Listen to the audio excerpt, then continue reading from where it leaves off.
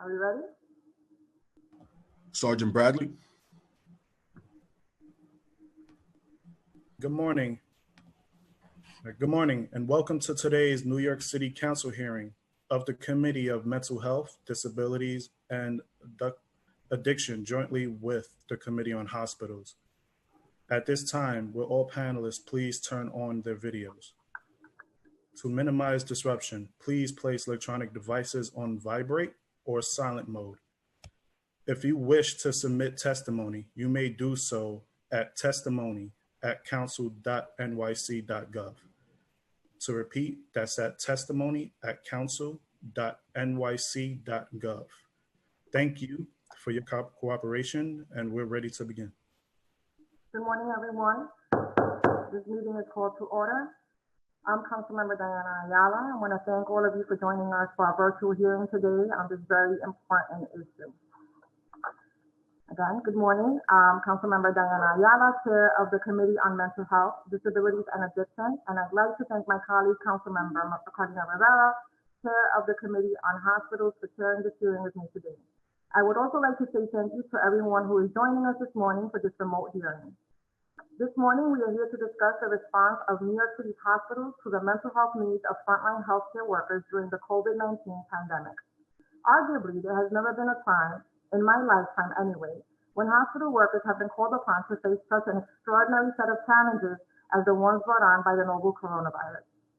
During the COVID-19 crisis in New York City, highly skilled and seasoned frontline healthcare workers have had to rely not only upon their training, their compassion, and their professionalism, but in many cases go well beyond the normal call of duty to ensure that patients in their care were given the best possible protection in sometimes less than optimal conditions. During the height of the pandemic, the sheer volume of patients entering New York City hospitals, many of whom were critically ill, coupled with a general lack of knowledge about how exactly to provide treatment and care for those stricken with a highly infectious and unknown disease, proved to be a daunting task that required relentless, round-the-clock kind of vigilance for many of the hospital workers charged with caregiving.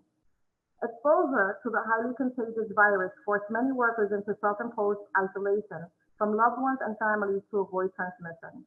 This was, in and of itself, incredibly stressful, and the inability to process and de-escalate emotionally with loved ones after a long day shift is in a setting where patients are constantly in crisis is exhausting for all.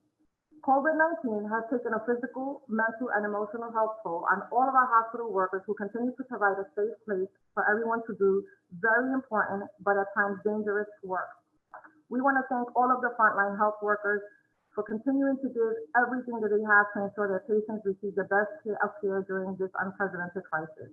It's wonderful that we clap for them every night at 7 p.m. But now we need to make sure that they have what they need to stay emotionally healthy for the days, months, and years to come.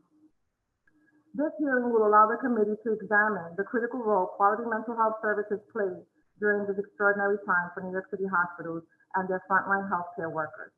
I want to thank the representatives from Health and Hospitals, the administration, and the Greater New York Hospital Association who are here today for their commitment to ensuring quality mental health services are available for all New York City hospital employees.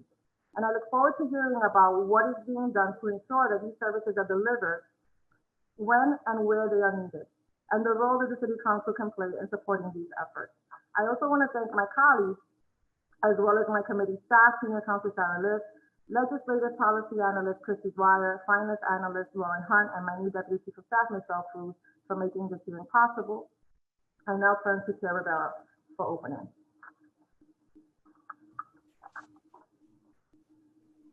Thank you so much, Chairwoman Ayala. Good morning. My name is Carlina Rivera, and I am the chair of the Committee on Hospitals. And of course, I just want to thank Councilmember Ayala again for chairing this hearing with me today. I'd also like to thank all of you who have joined us for this remote hearing. As Councilmember Ayala discussed, we are here today to examine the need to ensure access to meaningful mental health care for our hospital frontline workers. This pandemic is unlike anything we have ever seen before and has caused an immeasurable amount of stress on our hospital system and frontline healthcare workers. There were reports in late March that patients with COVID-19 symptoms were showing up at some hospitals every 3 to 5 minutes. A doctor with Elmhurst Hospital in Queens described conditions to the New York Times as apocalyptic and said that patients had died while awaiting treatment. With shortages of personal protective equipment, PPE, throughout the hospital system, there were reports of some healthcare workers having to resort to wearing trash bags or rain ponchos to protect themselves from the virus. The city's paramedics were reportedly stretched so thin trying to respond to the increase in calls during the peak of the crisis that they were told to leave cardiac arrest sufferers at home if they did not have a pulse. Eventually, in mid-April, the strain on the city's hospitals slowly began to ease as the number of new cases and hospitalizations started to decline. Thankfully, the worst case scenarios projected in March did not come to pass. Nevertheless, it is undeniable that we are facing a massive need for mental health services in our hospital workforce. Hospitals need to ensure that they are doing everything they can to preserve and bolster the health of their workforce, including through proactive measures that protect their staff's physical and mental well-being, like ensuring and maintaining adequate and safe staffing levels. As we learned from poignant testimony during the committee's hearing on the safety of New York City emergency departments back in February, the need to facilitate access to mental health services for a hospital workforce has long been evident. Even before the pandemic, the phrase moral injury, developed to describe the experience of veterans, had increasingly come to replace what was commonly known as burnout to describe the struggles physicians face on the job. Moral injury refers to the emotional, physical, and spiritual harm people feel after perpetrating, failing to prevent, or bearing witness to acts that transgress deeply held moral beliefs and expectations. Before the pandemic, 4 in 10 physicians reported feelings of burnout, and the physician suicide rate was more than double that of the general population. In addition, the rate of nurse suicide was increasing. The pandemic will likely exacerbate these pre-existing mental health needs in the hospital community. This has been seen in other countries as well as in our own city with the tragic deaths by suicide of emergency medical technician John Mondello and emergency physician Lorna Breen. I want to emphasize that we are here today to discuss all hospital staff, including both medical and non-medical staff. I am speaking to all of our city's doctors, nurses, allied health professionals, pharmacists, technicians, administrators, clerical staff, maintenance workers, and hospital food workers. All of our hospital workers experienced the pandemic up close and were under immense amounts of pressure. The pandemic incited a wartime-like mentality, with staff working with no end in sight and no true understanding of the enemy, a new virus we are still struggling to learn about. While hospital workers are heroes, they shouldn't be viewed as people who don't need help. The title of hero may negate the fact that they are people who can be vulnerable, people who can struggle, and people who need proactive support. Today, I want to hear about the city's response to the mental health needs of our hospital workforce, including about what measures hospitals have considered to mitigate the mental and emotional toll on doctors and nurses of complying with state-issued triage guidelines during this pandemic. I know that H&H, for example, has their Helping Healers Heal program, which addresses the mental health needs of staff by providing a 24/7 behavioral health helpline staffed by psychiatrists and psychologists, one-on-one peer and group support, as well as other services which aim to identify and support employees showing symptoms of anxiety, depression, fatigue, and burnout, and connect them to services if requested. Additionally, at the end of April, the launch of a new program entitled the Hero New York Mental Health Training Initiative for Frontline Workers was announced.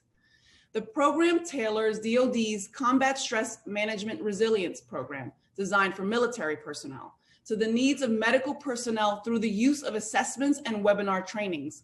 It uses a train-the-trainer approach, and those who receive training will then provide trainings to mental health specialists, spiritual care, and second victim program leads at their respective healthcare systems. Today, we will discuss these programs as well as other efforts, and I look forward to learning more about their participation rates, programming, and how they meet our workers where they are. Trauma-informed practice is an art. Many people may be reluctant to seek mental health services for fear of it impacting their career and out of reluctance to discuss emotions.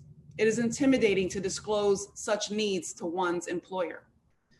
Now that we are past the first peak of the pandemic and our workers have time to come up for air, we have to make sure we are there to support them. I want to learn more about how we ensure that workers are encouraged to seek assistance, even if they may not feel they need it at first, and how we are assuring them that services will be private and also equitable.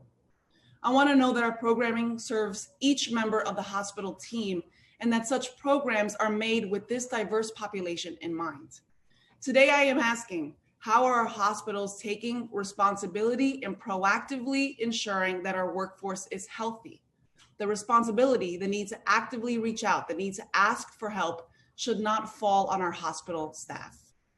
Thank you all again for being here today, and I look forward to our discussion. Thank you, Chair Rivera. We will now hear some remarks from Public Advocate Williams.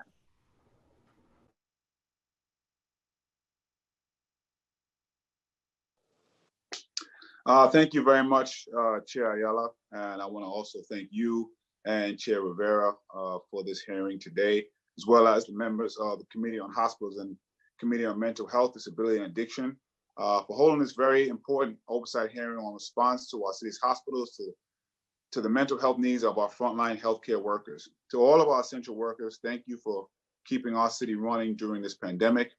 And to those of you who are in the healthcare industry or associated, and the many volunteers who came to New York from all over the country, thank you. As most of us were told to keep socially distanced, you were asked and accepted the call to get up close and personal to the people who were affected. So thank you for doing your best to keep us alive during this pandemic. We will continue to feel the impact of the coronavirus long after this pandemic is over.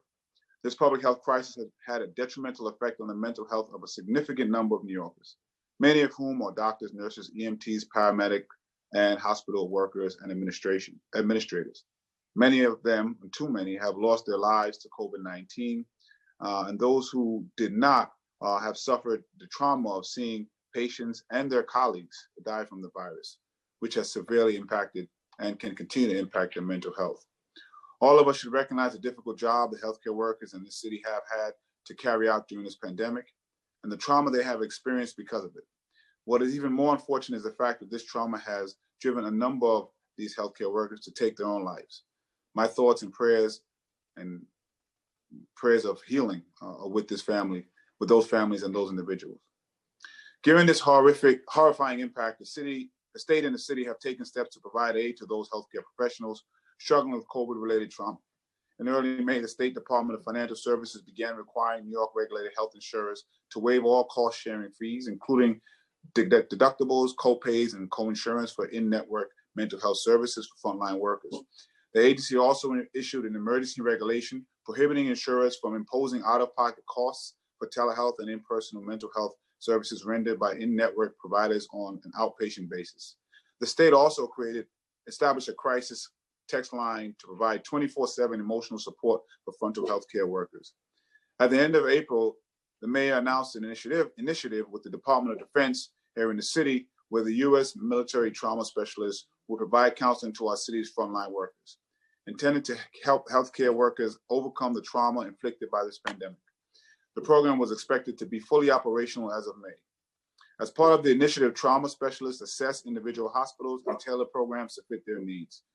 They also train small groups at each hospital in combat stress management, who will later train an additional 1,000 public and private hospital staff. The service will continue to be available after the pandemic ends. While both of these initiatives are good first steps taken by the administration at the state government, city level, we cannot say for sure they are effective until we know the extent to which they have been implemented. Moreover, if it is unclear if these services have been extended to non-residential healthcare workers and volunteers.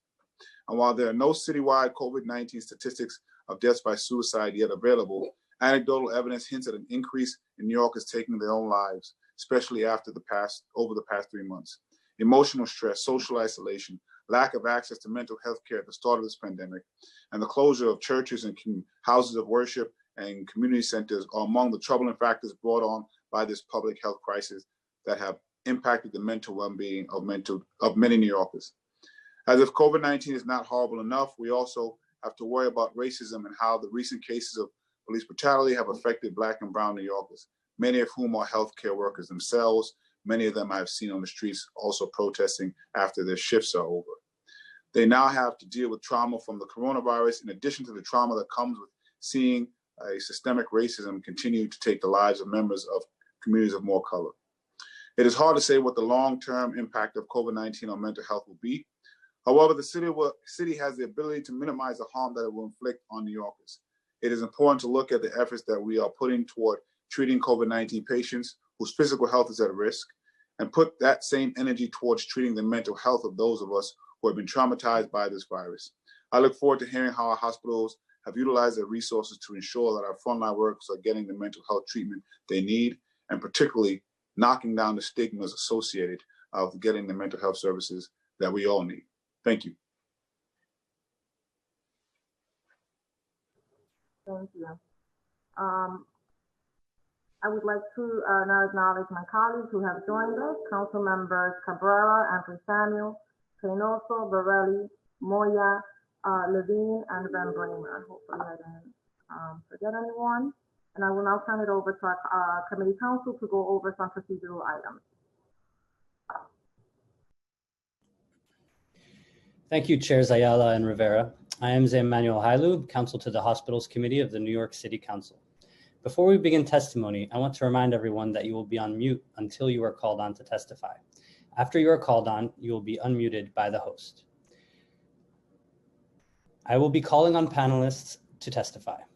Please listen for your name to be called. I will be periodically announcing who the next panelist will be. We will be limiting council member questions to 5 minutes.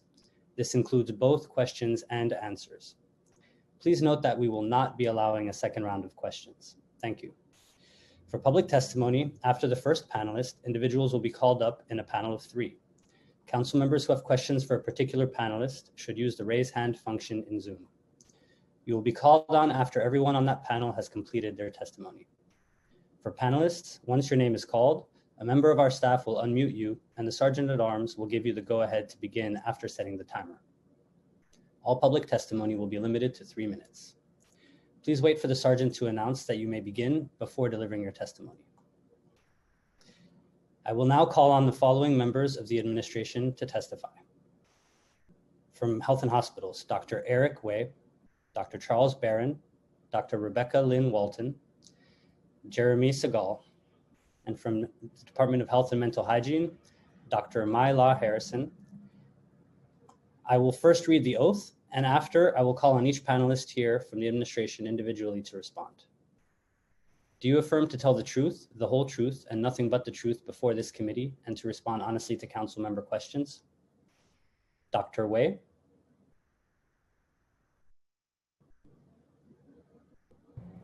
I do. Dr. Barron?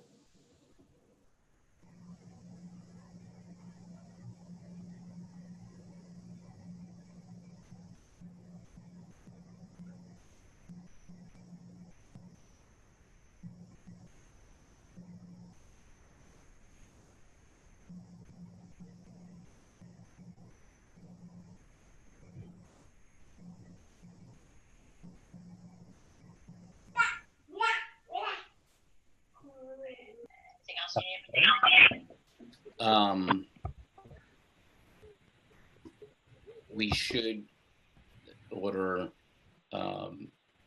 like with the campaign stuff, bags or like masks.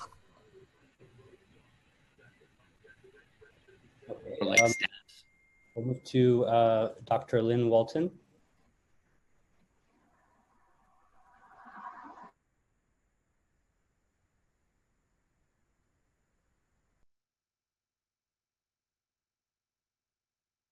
I do.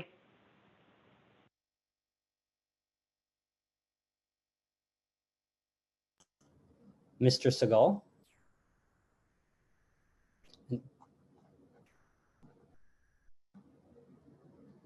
Just as a reminder, there is a delay when you are unmuted. I do. Thank you.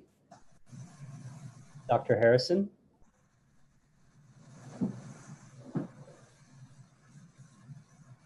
I do. And Dr. Barron?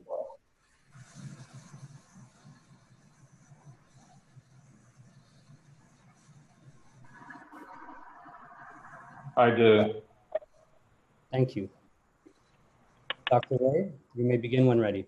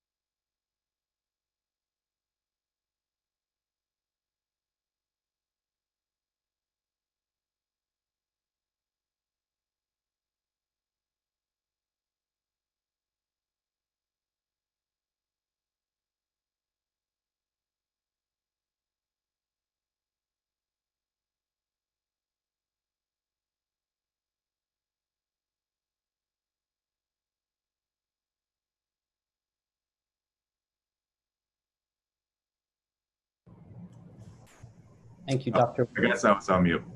So I'll start over. So good morning, Chairpersons Rivera, Chairperson Ayala, members of the Committee on Hospitals, as well as the Committee on Mental Health, Disabilities, and Addiction. My name is Eric Way. I'm the Senior Vice President and Chief Quality Officer for New York City Health and Hospitals. I'm joined today by Dr. Charles Barron, our Deputy Chief Medical Officer who leads the Office for Behavioral Health. Thank you so much for the opportunity to testify before you today on New York City Health and Hospitals' response to the mental health needs of frontline healthcare workers during the COVID-19 pandemic. And so this is a topic that's very near and dear to my heart. I'm an emergency medicine physician working shifts at Kings County in the emergency department during the peak of the surge, things that I've never imagined seeing before. I will never be the same after this first peak of COVID-19. And I know none of the healthcare workers and those who are supporting the healthcare workers will ever be the same after what we went through in March, April, and early May. I think New York City Health and Hospitals was well positioned to support frontline staff going into this pandemic. We had two very established and very strong teams. The Helping Healers Heal H3 team, as well as our behavioral health services. So our behavioral health services provides over 60% of the volume of behavioral health in New York City. It's led by Dr. Charles Barron and a very strong team centrally, as well as our psychiatry chairs and directors at the facilities. Our Helping Healers Heal team was the first thing that Dr. Mitchell Katz and I decided that I should work on upon arriving in January of 2018. We had created a similar program, the H3 program at LAC USC in Los Angeles, and spread throughout the second largest safety net system in the country, which is Department of Health Services of the County of Los Angeles. And so the Helping Healers Heal program is basically built upon the premise that healthcare workers have empathy and healing powers. That's what drives us to go into healthcare in the first place, is to help others. And we give it freely all day long to patients and their families. However, when it comes to giving that same empathy and that healing power towards each other, the culture of the House of Medicine was actually the opposite of that. And it is very hard to make it through medical school and residency and to work in a career of medicine, same with nursing. And so it almost felt like a rite of passage. And there was a saying in nursing that nurses eat their young. And we all had attendings who said that they worked more hours in a day than there are in a day. And so we just need to toughen up and get stronger. And so it was very much a culture of don't show weakness, don't show how things that should affect the human being affect you. And so the Helping Healers Heal program is based upon peer support. And it is, right, let's take that culture and flip it around, where if something happens that we know is traumatizing, a child is in a car accident and doesn't make it through the trauma resuscitation, we know that is going to affect every parent or every person who, right, children hold a dear part of our hearts. And so being able to reach out and say, that must have been really tough, right? Let me share with you when I lost a child in the trauma. How did I feel? How did I get through it? Don't suffer alone. And so that's tier one. Can we change the frontline culture to one of, instead of gossiping about a tough case that somebody else had, we all go to them and provide support, right? Tier two is train peer support champions. And so the goal here is to have a directory of every discipline, every shift, every unit across every facility in New York City Health and Hospitals that we could call upon to activate sort of like a rapid response team. A rapid response team is if somebody's blood pressure drops, if their heart rate gets too high, if their breathing becomes difficult. We activate specialists to go to the bedside and try to solve the problem or solve the issues. So this would be an emotional psychological rapid response where we can activate H3 peer support champions to meet with somebody one-on-one or meet with an entire group and do a group debrief. And so going into this pandemic, we had over 1,000 trained peer support champions, as well as our behavioral health services. And what we knew is immediately that this, following the news of what was happening in China and in other countries such as Italy, we knew that this was going to be something that our staff have never experienced before. And our top priority here at New York City Health and Hospitals is to support our staff, our most precious resource. Staff that are supported, that are well, that are healthy, are going to be able to provide higher quality and safer patient care and do the most good for New York City. And so we had the two teams team up and form a steering committee around COVID-19 emotional and psychological support. And out of that steering committee, we created a behavioral health hotline that's available to staff to call. They can remain anonymous. We created an intranet page around all of our COVID resources, but it also has emotional and psychological support resources. We did refreshers for our Helping Healers Heal peer support champions and got the H3 intranet page ready to be able to take encounter requests. But we know that in the peak of this, that people did not always have the opportunity to leave their clinical areas. There was just too many patients, too much demands clinically. And so what we decided to do is start wellness rounds. So let's have our H3 leads and our behavioral health leads go to where the staff are, go to the emergency departments, go to the ICUs, go to the medical surgical wards where we're cohorting COVID patients, and look for signs of anxiety and burnout and second victimization and moral injury, compassion fatigue, and reach out to them immediately, provide them with resources, make it easier for them to seek help, right? We also created respite wellness rooms across the system. At the peak, we had 31 across our acutes and post-acutes. Currently, we have 27. And these respite wellness rooms are stocked with water, with snacks. Our H3 and behavioral health leads are there in case they want to speak to somebody on the spot. But they're meant to be areas away from the chaos of the ICUs, the bells, the whistles, the alarms, to be able to get away and de-stress. And so at the peak, we had 240 staff visit the Elmhurst Wellness Respite Room in one day. So far, we've had over 52,000 visits to our wellness respite areas. And the one that I was most impressed with was at Metropolitan Hospital. It wasn't even one room, it was an entire ward. They had a meditation room, a quiet room, they had an art room, they had a communal dining area that was socially distanced where the donated food was brought to, as well as bedrooms for staff to take naps or spend the night if they needed to. Through generous donations, we've been able to raise over $27 million in a disaster relief fund to send comforts to the frontline staff. We knew with social distancing, with working additional hours, working in full PPE all the time, that there was additional burden on our frontline staff. And so things that are so as simple as getting groceries or feeding their families will become more difficult. If they wanted to stay isolated from their children or from their elderly parents, that would become more difficult. And so through this philanthropic effort, we've been able to send meals, to all of our staff. We've been able to provide groceries to take home after shift. We've been able to provide wellness packs. We've been able to provide transportation, as well as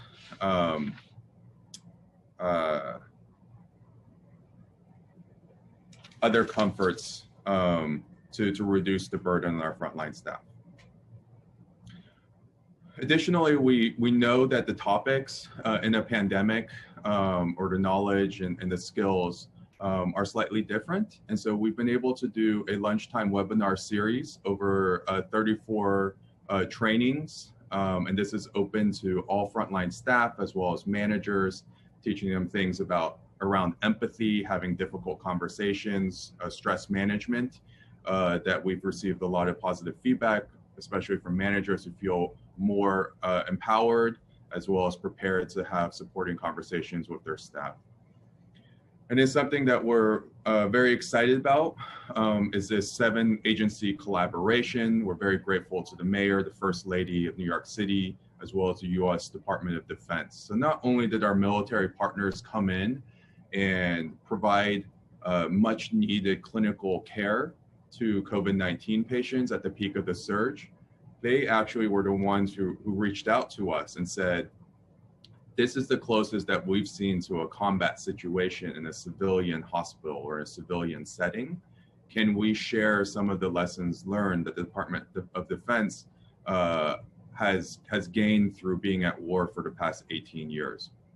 And so what started as a conversation between the Department of Defense and New York City Health and Hospitals quickly grew to include FDNY, Greater New York Hospital Association, New York City Department of Health and Mental Hygiene, Veteran Affairs, as well as the Uniformed Services University of Health Sciences. And these 7 agencies came together, met daily for an entire month to take 2 needs assessment tools that the Department of Defense utilizes, one for the entire unit, which is a macro assessment, as well as one that is used for an individual soldier, which is a micro needs assessment, adapting that to civilian healthcare around COVID-19, as well as taking their curriculum on combat stress management and resilience and adapting that into a train-the-trainer that would be applicable to civilian healthcare as well as first responders. And so Greater New York Hospital Association is hosting a train-the-trainer series. In our first 2 lunchtime hour-long webinars, we had 704 people across New York City and Greater New York healthcare facilities log in. On the second one, we had 589. There are 3 more modules to go. And what the idea is to take behavioral health leads as well as staff support leads to go and get this master training and bring it back to their respective facilities and train up their existing programs. So for New York City Health and Hospitals, we want our 1,000 plus H3 peer support champions to undergo this combat stress management and resilience training, as well as our behavioral health service providers. That way, when they are supporting staff today, tomorrow, as well as well into the future, what we've learned from our Department of Defense partners will make that support that much stronger.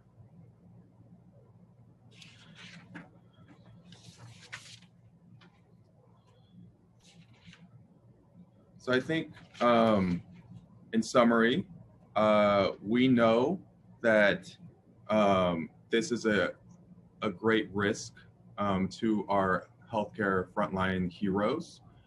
This is something that is a top priority for New York City Health and Hospitals. My worst fear, my nightmare is that we have a mental health crisis on top of the public health crisis that COVID-19 presented.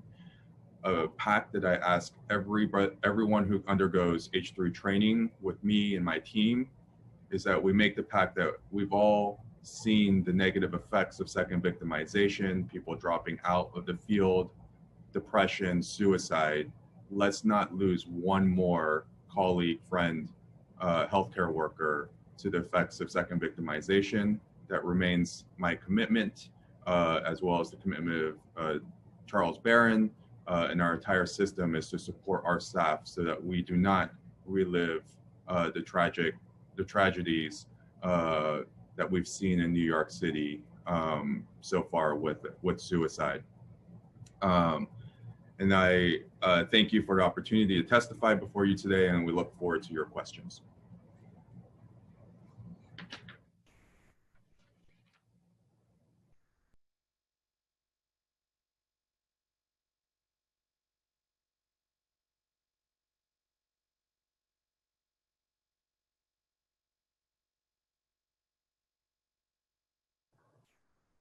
Okay. Are we ready for the next person?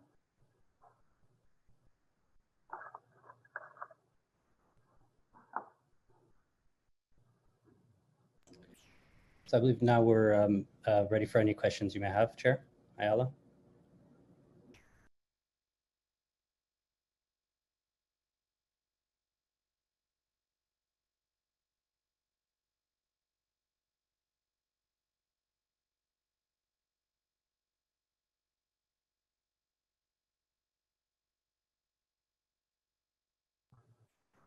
Sorry.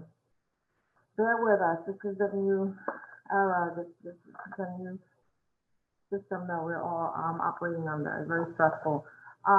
Thank you, Dr. Wade. That was very informative. And I just, I want to say that, thank you. Thank you. I cannot even begin to imagine what having to live through this pandemic from within the confines of a public hospital or any hospital must have been like. My mother actually had a heart attack right in the beginning, right before the pause, and the hospitals were starting to kind of institute a policy, and they did so graciously, and I just applaud all of the efforts of our healthcare workers, and whether you were working in the emergency room, the phlebotomy room, whether you were changing blankets or calling family members and cleaning up and sterilizing. I cannot imagine you not being impacted in some way, and that's kind of what prompted our interest in having this hearing today, because we wanted to better understand from your perspective what life was like, right, leading up to the pandemic and being in the midst of all of that, in the height of it. And it sounds like, as a result, a lot has come, a lot of services have become available. But I have a couple of questions regarding, and I know there's a lot of questions that my colleagues will have regarding some of the programs, so I don't want to get too specifically into those, but wanted to, I don't know how to work this thing. One of my computers is like me. But regarding the steering committee, could you explain a little bit about when the steering committee was established? Was that something that was established in the midst of the COVID crisis? Was that something that H&H had been, discussing prior? Yeah, so I'm happy to start, and I'll turn it over to Jeremy Siegel, who has been chairing this committee and leading the meetings. So I don't want it to seem like we weren't collaborating very closely between Behavioral Health Services and H3 before this, because we were. We had a H3 central steering committee, and each facility, the 18 teams, had their own steering committee. And about 20 to 30%, depending on which team, are actually behavioral health providers, psychiatrists, psychologists, social workers. And so we were already collaborating very closely. This steering committee was formed early on when we had our first case in New York City. And this new steering committee was dedicated just to COVID-19. We knew this was going to present a unique and different challenge to us. And so, Jeremy, do you want to add to that? Yes, absolutely. Thank you. Good morning, everyone. It's a pleasure and a privilege to be here. My name is Jeremy Siegel, the Chief Wellness Officer for NYC Health and Hospitals, pronouns he, him, his. As Eric had just mentioned, the H3 Steering Committee was initially launched at the central level to support all of the C-suites across all of our service lines to establish facility or site-specific or borough-based steering committees. Right before the main surge of COVID-19, we really expanded the steering committee across the system to include patient safety, pastoral care, patient experience, IT, workforce development, emergency management, in addition to all the other stakeholders that were previously on the steering committee, including the Office of Behavioral Health, Office of Patient-Centered Care, which is nursing, as well as medical and professional affairs. So we really wanted to make sure that the steering committee was representative of our diverse workforce. H3 is for the people, by the people. So we wanted to make sure that not only were clinical disciplines, departments, services represented, but also ancillary non-clinical, as well as to make sure that we had a diverse makeup of the steering committee to represent all of the perspectives and voices across our system. I wanted to also acknowledge that Councilmember Maisel has joined us as well. So was it at the were the wellness rounds created as a result of feedback from the steering committee? Yes. So I think, right, our initial thoughts were, let's leverage what exists. So allowing managers, supervisors, allowing frontline staff, colleagues to initiate H3 encounters through our intranet website, as well as asking or emailing directly to our H3 emails. We also, immediately started working on these respite wellness rooms. But feedback from, myself working shifts, as well as others on the steering committee, is that it often is those most impacted who have the least opportunity to leave their clinical areas, right? If the emergency department is seeing a new patient every 3 to 5 minutes, they're not going to be able to leave their clinical area to go there. Similarly with the ICUs. And so what we wanted to do is meet the staff where they were. So instead of having only H3 and behavioral health providers in the respite wellness rooms, or needing to be activated through the H3 intranet site, we said, let's do proactive rounds. Let's go to where the staff are and proactively look for all those concerning signs for second victimization. And so that was how it was borne out. I don't know if Rebecca, would you like to add to my answer there? I think it's been a very close collaboration through both offices to ensure that we're really creating a no wrong door approach, which is how we treat patients in the system, where anywhere you come into the system, whether it's the emergency room or outpatient clinics, there's no wrong way to access behavioral health. And we've really done our best to create that for our staff as well. So you can walk down the hall, see a flyer, you can be engaged during a wellness round, you can be engaged through accessing the intranet, which we're all used to checking on a daily basis with any news and updates. And there's tons of resources that are really easily accessible. You don't have to hunt around to get to them. And then there's also knowledge through email and word of mouth so that people can access the behavioral health hotline should they not want to be talking in person or going to the respite room or can't or want to talk when they're done with their service, or they can access the EAP that we all have access to as city employees if they want to go fully outside of the system. So we're really trying to make sure everyone can access in a way that feels comfortable to them when they're ready. Understood. Was the same level? I mean, how did the wellness? I mean, obviously, it's easier to identify or to visibly observe a person that may be, overwhelmed. How was that service transferred over to healthcare workers who were then, diagnosed positive for COVID and quarantined into? I know some of them were in hotels because they weren't able to self-isolate at home. Did that level of service, go with them? Was that part of the steering committee's recommendation?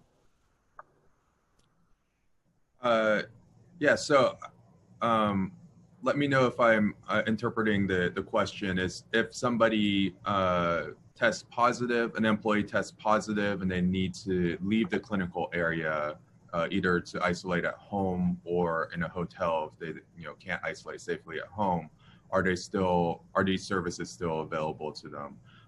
Yes. So we made these services available to our hotels. We've actually done H3 debriefs at the hotels for staff, both internal to health and hospitals as well as external. We brought in, outside staffing to help support the surge. And this is available to volunteers. This is available to affiliate staff. It's not just H&H employees. We want no one to fall through the cracks. Everyone who touches our facilities and our patients, and even those outside of our system, we care about them as human beings, as healthcare workers. We don't want anyone to fall through the cracks. And so the hotline, H3 debriefs, all the resources we listed on the intranet, if staff do not feel comfortable interacting with their own system because of the stigma around seeking mental health services, there are national anonymous hotlines that are listed as resources. And this is a lot of the work that Helping Healers Heal has been doing for the last 2.5 years, is to make a robust list of what we call tier 3 resources. Not everyone who loses a patient needs to speak to a psychiatrist, but let's not make somebody who needs to speak to a psychiatrist wait a month because they have to find a primary care physician to make a referral and get approval through their health insurance. Let's link them to resources within 24 hours. And so that's the tier 3 resources. So not everyone is going to have a preference to speak to somebody within their own hospital or even within their own system. And so do we have outside resources? Do we have anonymous resources? And so those are all available to anyone, whether they're in quarantine or not. Can you remind me again who was responsible for doing the wellness rounds? Were those mental health professionals or peers? So it was a combination of our Helping Healers Heal peer support champions as well as behavioral health providers. So basically often the leads. Okay. Okay. Okay. I have one last question, and then I want to pass it over to my colleagues. I mean, do you feel that there were lessons learned through this process that would better help prepare the health and hospitals team and mental health providers throughout the city to deal with a pandemic like this? I mean, I don't imagine, we're not sure we'll see a resurgence, right? But we have, climate issues. We've seen, severe weather. There are, things happen.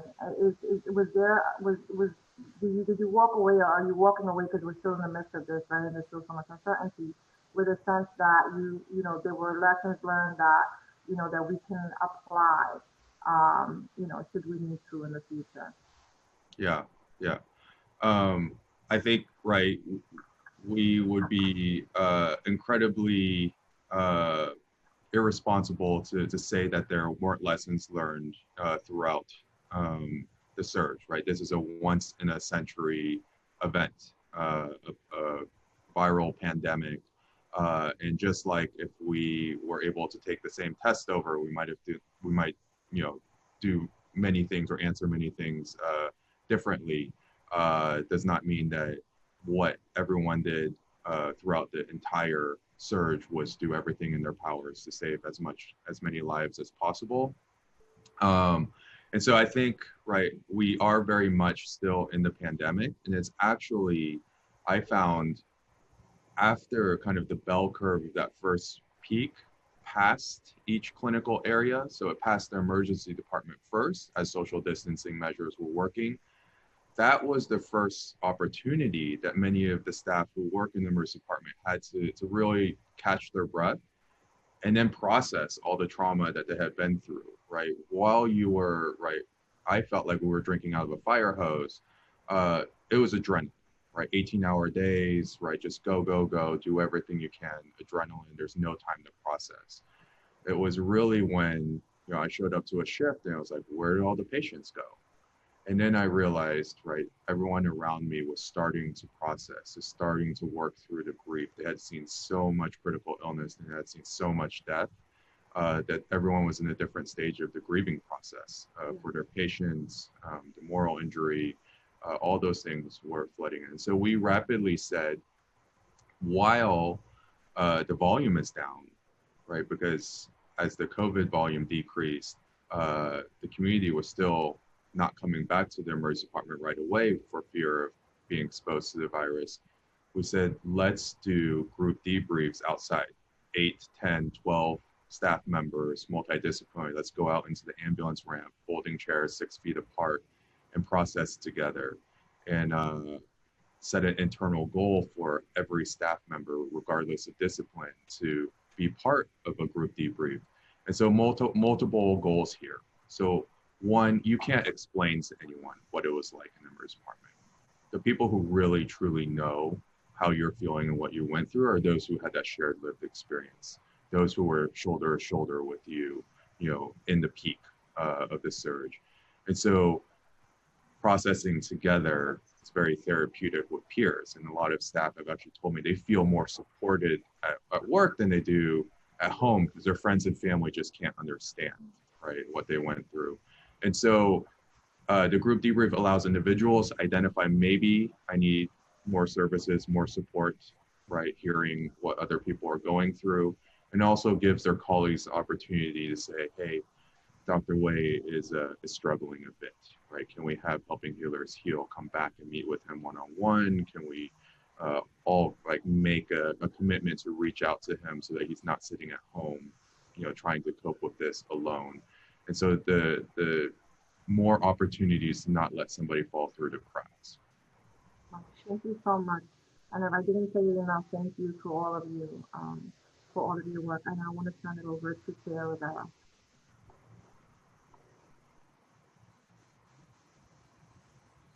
Thank you so much. Thank you, Chair Ayala. And thank you for mentioning some of the, I guess, the feelings, the fears of all of the hospital workers. I've read a lot of articles and about programs across the country and even globally on what hospital systems are trying to do for their workers. And I think, the answer, well, some of the feelings that the hospital workers feel are reports of being afraid to stop, right? Because if you do and you look around, it'll be overwhelming. Or if you stop, you'll crash. Or as you mentioned, there's passion fatigue. There are so many things that the workers are dealing with. And I know that you are trying your best to meet those needs. So I wanted to ask a little bit about the program itself and to get some numbers. And so we can figure out, again, we want to be supportive of the work that you're doing, and we want to figure out how we can help you resource-wise. Mm-hmm. So who exactly participates in the program? You mentioned medical and non-medical staff welcome to take part in the programming. And you mentioned some of the focus of the programming. Are there any lessons learned since you first launched the program? And when exactly did you first launch the program? So I know I gave you a few questions. When did you first launch the program? What are some of the numbers of people who participate? And if you can go into a little bit about some of the program focus in terms of how many, not just how many people have participated, but how are you informing the workers on what's available? Okay, so I'll try to remember all those questions. So number one, when did the programs start? So Behavioral Health Services has been here since the beginning of New York City Health and Hospitals. I'm not sure, maybe Charles could answer when the Office of Behavioral Health was formed as its own service line in central office. The Helping Healers Heal program, I was here maybe 2 weeks before I introduced the topic in a system-wide webinar. This was in February of 2018. And I challenged each of the CEOs across our system to identify 1 to 2 H3 leads to create an internal steering committee We launched our first team in July of 2018. That was Jacoby. And over the next 12 months, basically launched 17 more teams. And so this is every acute hospital, every post-acute facility, community care, and Gotham, our ambulatory clinic network, all have their own teams. And so it was similarly a train-the-trainer where Jeremy, myself, and Jeanette Baxter, our corporate risk manager, would provide the first training to the first 30 to 50 peer support champions. And part of that training was to hand off to the local H3 steering committee leads, who then would train up to get to the 250 to 300 or so peer support champions that we felt like would cover every unit, every discipline, every shift. And so they have continued providing trainings on their local schedules. For who is involved, so when we asked for the first 30 to 50 peer support champions, we said, make sure you remember all the non-clinical disciplines as well. So we had environmental services staff, we had hospital police, we had administrators, we had radiology techs, as well as doctors and nurses, and those that you classically think about as clinical folks. And so I think that is one of the beautiful things that we've seen with H3, both in Los Angeles as well as New York City, is that people tend to look out for their own clan or their own discipline, their own unit. But what we have seen here is you'll have a pediatrics intern pointing out that they saw the hospital police officer with their eyes wide open and jaw dropped, watching that pediatric trauma happen, and right, noticing that an EVS worker is the one who has to mop up the blood after a gunshot wound. And so looking out for each other, regardless of title, discipline, as human beings. And so that's been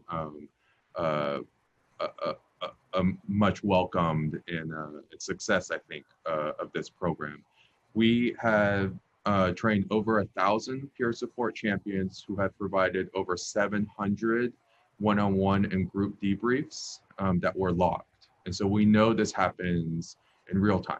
I can't show up to an emergency medicine shift without a few people, 3 to 5 people say, sometime during the shift, do you have time to talk about a case that I'm struggling with, right? And so not all of those ended up getting tracked, but that's a change in culture. So those were some of the numbers, and the 1,000 include all disciplines across the system. So Charles, do you want to talk about the Behavioral Health, Office of Behavioral Health, when it was formed as its own service line, and some numbers there? Can I just ask you one more follow-up question? Is how many people have participated in the Helping Healers Heal program since the beginning of the pandemic? Since the beginning of the pandemic. So our tracking actually fell off a bit during the pandemic, and that's because everybody was just doing whatever they could to meet the need and meet the demand. And so I don't blame our H3 peer support champions for not wanting to go back to the intranet to fill out the post encounter form when they were providing so much support in the wellness respite rooms as well as the wellness rounds. We know these are, we've been able to track visits to the wellness respite areas, 52,400 on the last count. We've done over 5,700 wellness rounds, but it's hard to track a number of one-on-one and group debriefs when people are too busy to enter it into the system. But we know many were happening. We know daily in the emergency departments, multiple group debriefs are happening. So Charles, do you want to talk about Office of Behavioral Health?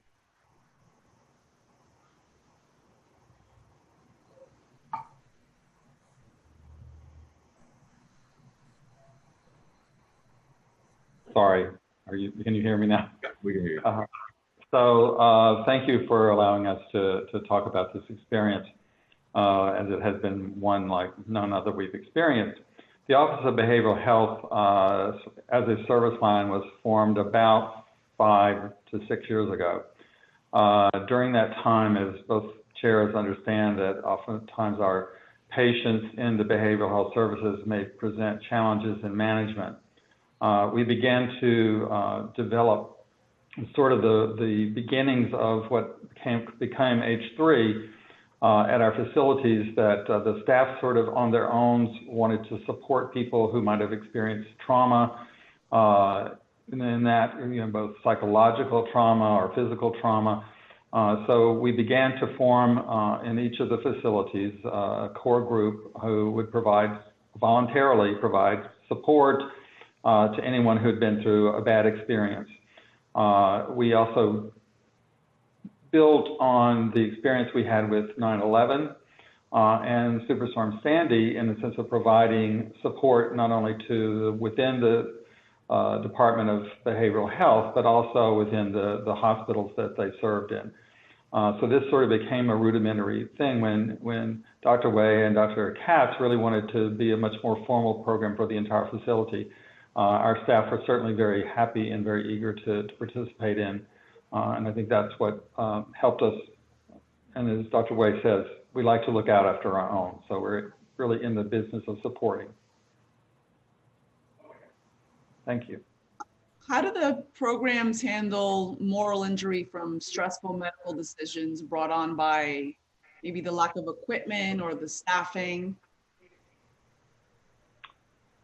I may ask Eric to do a little more of that. I mean, whatever the issue was, whether it was such a thing as the shortage of equipment that brought about stress or a moral dilemma, or whether it was from seeing so much sickness and illness and death, et cetera. I think that the staff had been, through an enormous amount of preparing and training through the steering committee, through Mr. Siegel, through Dr. Lynn Walton, and the chance to really prepare them for any option of trauma that they were experiencing and still provide that support.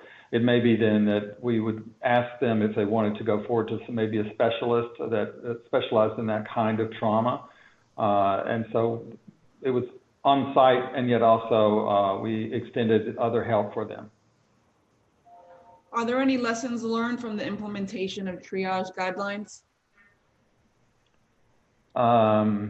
Yes, Eric, can I ask you to comment? Yeah, well, I'm happy to take that. So I think from the moral injury question, as well as the triage guidelines, I think it was just the mere fact that we were discussing these things in the United States of America. US doctors, nurses, healthcare workers are not trained to deal with these kind of situations. We've always been able to do everything for everyone who wants it. And so I think just the fear, the mere fact that we were even talking about the potential of getting there where we would have to triage ventilators or oxygen or anything else was extremely traumatizing to myself, to other emergency physicians, ICU providers, to internal medicine doctors on the medical surgical wards. I am similar to everyone else who has spoken so far, extremely thankful that the social distancing measures, the stay at home, the masks, the 6 feet, prevented worst case scenario. We never got to where we had to triage ventilators or we had to triage who we do CPR on. But I think, right, the mere fact that that was in the back of everyone's mind and everybody was talking about, do we need to, implement these types of triage protocols and policies, that was traumatizing in itself. And I think through any of our support services, if this is something that is bothering or traumatizing the staff member, this is what we talk about. And so through first peer support and speaking to your colleagues about, I felt that way too, is often enough, right? But if that's not enough, then we will kick it up to a tier 3 mental health specialist to provide some more professional kind of counseling services. But I think one of many topics that was a common theme. If there's a second wave, how could we lessen the emotional strain on medical and non-medical staff? And can you go into a little bit more on how non-medical staff are informed about the programming? Mm-hmm. Only because in one of your remarks, I know you've mentioned across disciplines, which Mm-hmm. that's an inherently medical response. So I just want to make sure that we're covering non-medical workers as well. Yeah. And so we are holding H3 debriefs with our central office staff. So many are administrators, many are not clinical by background. We're working closely with our senior leadership, Senior Vice President for Facilities Development, Christine Flaherty, teaming up with us on how do we do H3 support for the trades, right? And our Senior Vice President for Pharmacy and Supply Chain, how do we do H3 debriefs for the supply chain leads, right? And for other kind of support services, EBS is under them as well. And so we are providing support there. We utilize our internal intranet. There's newsletters that come out on a weekly basis with resources. It is very prominent on the homepage. Anytime you open Internet Explorer or Chrome using an H&H computer, it's right there, right? COVID-19 resources, Helping Healers Heal resources. And then we incorporate it into our leadership huddles, our patient safety huddles that happen daily, right? Any sort of events that are brought up from overnight or from the prior day is almost like a standing, right? Do we need to activate H3 for that event and who was affected? And so that's how we reach out. On the question of the second wave, I think some of the lessons learned, I think potentially rotating staff off of the front lines. And so the military does this. You know, soldiers can only be on the front lines of a battle for so long before, right, the emotional and psychological toll. And so if there is a way for us to rotate people out, even if they're, you know, still providing services, but not necessarily the ones intubating patients or receiving, you know, from EMS. So some sort of rotation out off of the front lines and more of, you know, the respite wellness rooms, more of meeting people where they are, and some of these, right, repurposing meetings, staff meetings, morning reports, grand rounds, educational meetings to do these debriefs so that you can process it together with your colleagues. So aside, you know, I want to ask a little bit about that. I wanted what hospitals need to do to improve mental health beyond just providing some of these services. How is H&H providing time off and working to improve amount of PPE and beds and medical supplies? And how is H&H working to maintain proper staffing ratios? Mm-hmm. Yeah, so, you know, those are all priorities for us. And we're very proud of our supply chain team. This was not a New York City, this was not a New York City Health and Hospitals crisis with the shortage of PPE. This was a global one. You saw hospitals in Italy struggling to get PPE, in China, in Hong Kong, and all over the world. And our supply chain team worked, you know, 18-hour days, tracking down every lead to get us hospital-grade N95s and other PPE so that they weren't wearing, right, KN95s and trash bags as PPE. So, right, did we have severe anxiety about running out? Absolutely. The rest of the world did, every healthcare system in the hospital did, but we never came close to running out, which we're very proud of. And we continue to fight for it. It's not like just because the surge moved past New York City, suddenly all the supply chain lines opened up. And so we're continuing to claw and fight to gain as much PPE as possible, to stockpile in preparation for future surges there. For staffing, we were excited to partner with NISNA and sign a new contract with safe minimum nurse staffing ratios as part of it. And Natalia Sineas, our chief nursing executive, is working very closely with all the CNOs of our facilities to get us there to meet those staffing models. But it is something, right, we absolutely refuse to run a healthcare system that we would not be proud to bring our own children. I bring my own children to New York City Health and Hospitals. My wife and I actually delivered our third child at Bellevue Hospital 3 weeks before I had to go into isolation and hiding because of working ED shifts and going into these hot zones. And so very proud that I work for a health system that I bring my own family to. And so that's what we're staffing to, and that's what we hold ourselves to. I was also born in Bellevue, so I think it's a great place. Okay. Yes. So I just want to, because I have spoken to advocates and of course labor, and I know that the agreement that you have with NISA doesn't really reflect the situation that occurred during COVID. And I realized it was an unprecedented time.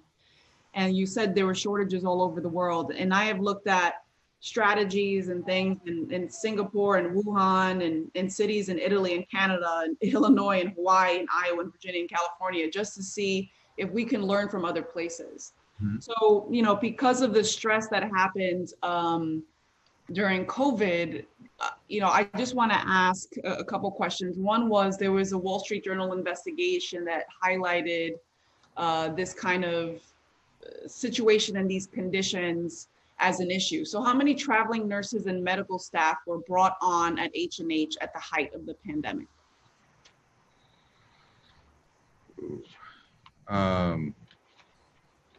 I don't have that exact number in front of me, because we did bring, so one was the military. We had Navy, Army, Air Force, medical personnel in our facilities. And we also had FEMA as well as direct vendor staff come in. I'm gonna have to get back to you on the exact numbers because I don't want to give incorrect data on it. But we certainly did bring a whole lot of nursing and physician staffing in, and that allowed us to, triple our critical care capacity across the system, as well as staff up for our hotel program, as well as the Billie Jean King Field Hospital. And so I will have to get back to you on the exact numbers. I know we were very aggressive. I know, and I've taken a lot of time to ask questions, so that's why I want to wrap up and give my colleagues a minute. The reason why I ask is because it got to a point where the conditions were really, really dire, and many of the hospital staff actually spoke out via social media, via the press. And I know that there were some issues pertaining to speaking with the press and some of the whistleblower policies. And I hope that, as Dr. Katz mentioned, that you do support people speaking out and making sure that some of those conditions were brought to light. But if you're making a commitment to rotate medical staff more quickly off front lines in a future wave, how many traveling or temp staff will you need to have ready to bring on to do that effectively? Mm-hmm. Do you have an idea in terms of preparation? Yeah, I mean, I can't give you an exact number for it, but what we did, which I think was critical, is that we know that not every borough and not every community was equally hit. This disproportionately hit the poorest, the most vulnerable in our minority communities and populations. And so Elmhurst and Queens hospitals are an example of this. And it wasn't like FDNY could just bring patients to Jamaica or Flushing because they were in the same borough and they were equally hit as hard. And so not allowing one hospital, one facility, one staff to drown under the weight of the COVID surge meant that we had to shift resources towards those hospitals, whether that be personnel, whether that be ventilators, anything else that they needed, as well as level loading patients across the system. Manhattan, we know, was less affected, given more kind of affluence and more ability to isolate and socially distance. And so rather than having our Manhattan hospital sitting by idly, helping to carry some of the weight was very important to save lives. I think right from the Wall Street Journal article, I think we'll never dispute people's lived experience and their perspectives. We respect our workers too much for that. We are never going to say that they can't speak out to the press, and that's why you might see more of them speaking out to the press, because we do not retaliate against them. I think all those things are lessons learned for us. We do feel proud about everything that we did to save lives, and we did it right under the gun, in extreme pressure, and right our frontline staff. I don't think heroes is a strong enough word, and I'm so proud to be a healthcare worker and to be in New York City through this. And so I think lessons learned all around, and we're very proud of our staff and our system. And thank you. We are very, very proud of you as well. So we have a tremendous debt. But if you can get us the numbers afterwards, and I thank you for covering all of that, because we want to make sure that people feel confident in getting help, and that there's no fear of retaliation, that they get all the services that they need. And I just want to, I think Dr. Wendy Dean, who I believe is here to testify today, I think she said it very concisely, that there is no doubt this pandemic will mark many Americans with psychological scars, but how big, how complex, and how much they will interfere with the function of healthcare workers will depend on how organizations respond to this newly erupting phase of the crisis.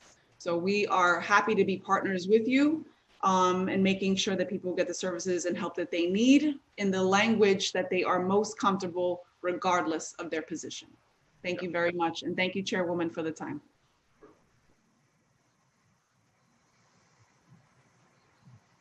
Thank you. Did anyone else sign up for a question? Let me just double check. Is that Mark Levine over there trying to get in? Councilmember Levine. Well, thank you so much, Chairs Ayala and Rivera, for this excellent hearing, and great to see our friends from H&H. I'm wondering about the health insurance that employees have. Insurance companies have been notoriously bad at covering behavioral health or mental health services. We all believe they should be covered to the full extent that any health problem is. They're not often.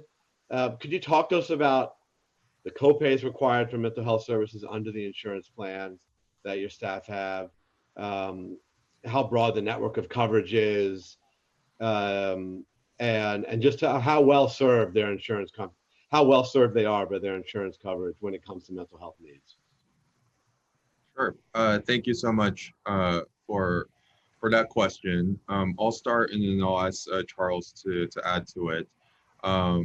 So New York City Health and Hospital staff are eligible to all the city plans that are available to all New York City workers.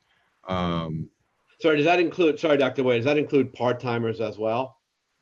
Part-time staff? That I'm not sure what percentage of time or FTE you would need to be eligible for it. So I'll have to get back to you on that. But certainly our full-time staff are eligible to it. There are three plans: Blue Cross, GHI, CBP plan the HIP HMO plan as well as Metro Plus, but there's a long list. There's Aetna, Cigna, Empire,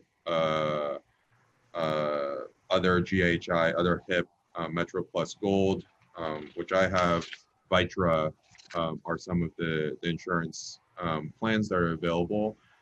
We do have a lot of our providers, our physicians are paid by affiliates.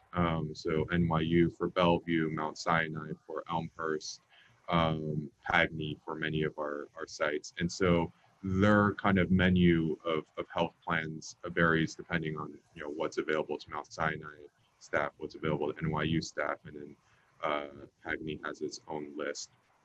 Each of these do have coverage for behavioral health. I don't know the details of what a copay for any of these, right, 10 plus plans are. But Charles, do you have anything to add to that?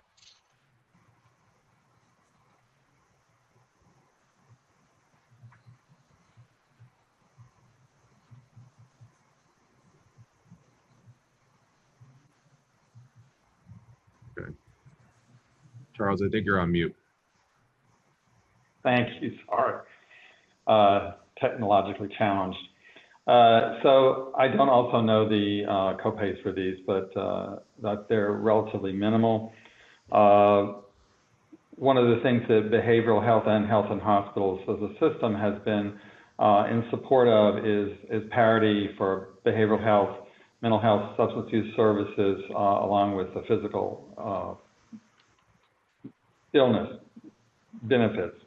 There have been recent legislation that has been passed that helps that, but we still actually join with many of the advocacy groups to really try to make sure that all of our employees or anyone is able to have the equal care for behavioral health services that you might get for physical care services. And we will continue to advocate for that till we're successful. Okay, please do. This is very important. Just one more question. Patients also have mental health needs. I mean, what they went through with COVID in March and April, in many cases, patients confronting this illness without the comfort of family members there, probably meant that staff often had to play the role of therapist or provide mental health services when patients themselves were facing challenges. And I'm wondering, to the extent that we have enough in-house mental health staff to carry that burden, so that frontline medical staff are not put into the position of having to be therapists to patients in need, which also would be a burden on the frontline medical staff. Certainly. We are very aware of the challenges that faced people with existing mental illnesses or substance use services, and those that were going to develop mental health issues during this very challenging time of isolation, absence for our families. So we were very prepared. We geared up and prepared more, and are expecting, post-COVID continued mental health needs for our communities. Our staff are well trained in crisis management. We have given them additional trainings in crisis management and trauma care. We provided services via telehealth, especially telephonic, for patients to make sure that they continue to have contact with support and the outside and follow-up issues. We did see patients in the house that were crisis done, but the majority of our services were telehealth, televisual, and telephonic, and we actually found that the percentage of people who participated, kept their appointments via telephone, was significantly increased. It was a vital way of making sure that people stayed in contact, were stable, and very much alerted us to any kind of acute needs that they had, in which we dispensed our mobile crisis units or our other community-based units to go in and try to have more close contact with them face-to-face with PPE. We also participated in most of the hospitals on the medical services for the acutely ill in the ICUs, on ventilators, et cetera. of working with families who felt isolated from the patient in the house and the patients in the house being isolated from not having visitors from their family. We used technology for that. We used iPads and other devices to have video visits with their family and make sure that they could stay in touch and be supported by their families as well. Anyone on the team wants to add into that? Yeah, I think the fact that COVID-19 led to no visitation to protect both visitors, patients, and staff was probably one of the most heartbreaking parts of this pandemic. And we just want families in the community to know that our empathetic healthcare workers did step up and they became the family members. Nobody died alone. And not only the connecting family through the video visits, but it was our nurses, it was our volunteers, it was our respiratory therapists and our physicians who were there holding hands there at the last moment. So certainly one of the most heartbreaking parts of this. Yes, no doubt. And heartbreaking for patients and families, but the theme of this hearing today is the impact on staff. And we know that also was heartbreaking for staff to go through those difficult months. And we also know that this is going to be a long-term fight, that in some ways the hardest struggle is post-trauma, when the adrenaline stops and that's when often PTSD sets in. And so we encourage you to keep up the work on this as long as it takes, and that may be years to come, to care for the staff who have been through so much already. Anyway, I want to thank you for that, those responses, and I'll pass it back to our chairs. Thanks to both of you as well. Thank you. So we wanted to just thank the administration for being here today to testify, and that concludes this part of the hearing. I'm now going to pass it over to our moderator, who's going to call on the public for testimony, unless there's another member that forgot to raise their hand to speak. Seeing none, we will go to the moderator. Thank you, Chair Ayala. We have concluded administration testimony and will now turn to public testimony. Once more, I'd like to remind everyone that after the first panelist, individuals will be called up in a panel of 3 or 4. Council members who have questions for a particular panelist should use the raise hand function in Zoom. You will be called on after everyone on that panel has completed their testimony. For panelists, once your name is called, a member of our staff will unmute you, and the Sergeant at Arms will give you the go-ahead to begin after setting the timer. All testimony will be limited to 3 minutes. Please wait for the Sergeant to announce that you may begin before delivering your testimony. The first panelist will be Jenna Mandel-Ricci from the Greater New York Hospital Association. Time begins now, Jenna.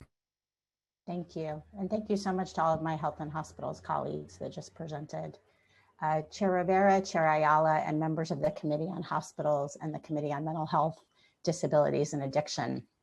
My name is Jenna Mandel-Ricci. I'm a Vice President of Regulatory and Professional Affairs at the Greater New York Hospital Association. GNYHA proudly represents all hospitals in New York City, both not-for-profit and public, as well as hospitals throughout New York State, New Jersey, Connecticut, and Rhode Island. During normal times, I lead GNYHA's efforts related to emergency preparedness and employee well-being. However, for the past several months, I've served as the incident commander for our COVID-19 response. Thank you for the opportunity to testify today. Today, I will discuss the constellation of employee health and wellness resources and structures that hospitals generally use to support their workforce, how hospitals quickly pivoted and amplified these resources to meet the acute needs of the workforce during the COVID-19 patient surge, and current GNYHA initiatives to support ongoing workforce well-being. Hospitals have long prioritized the safety, health, and well-being of their workers. Hospitals throughout our membership have established employee wellness programs that seek to address areas such as nutrition, physical activity, stress management, and chronic disease prevention and management. GNYHA helps members develop and continuously improve employee health and well-being programs. Since 2015, our wellness work group has brought together GNYHA members to share best practices and discuss emerging issues. Last year, GNYHA also formed a clinician wellbeing advisory group. This group of healthcare leaders focuses exclusively on the issues faced by frontline providers. In March, as COVID-19 advanced across the globe and the first patients began arriving at New York City hospitals, our members quickly pivoted and amplified their existing health and well-being structures to meet the physical and emotional needs of their staff. Hospitals and health systems prioritize meeting the basic needs of employees to reduce stress and allow them to focus on patient and self-care.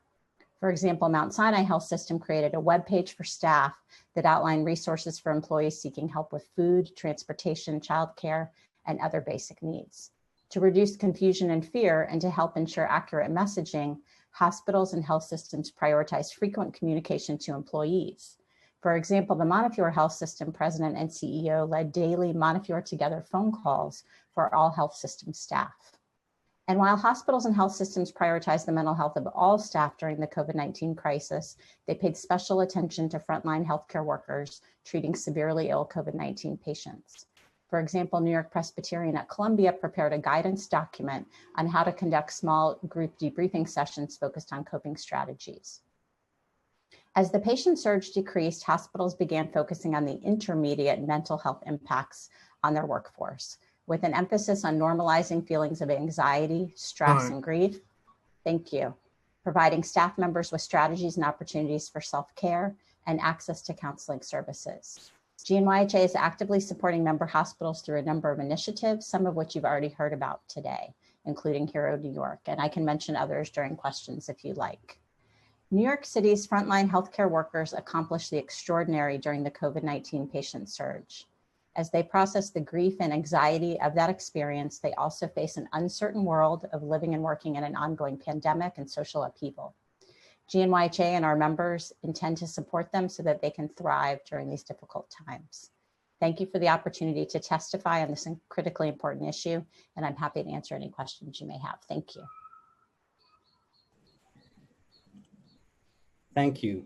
I would like to remind council members who have questions for particular panelists to use the raised hand function in Zoom. You will be called on after the panel has completed its testimony and in the order in which you raise your hand. Are there any council member questions?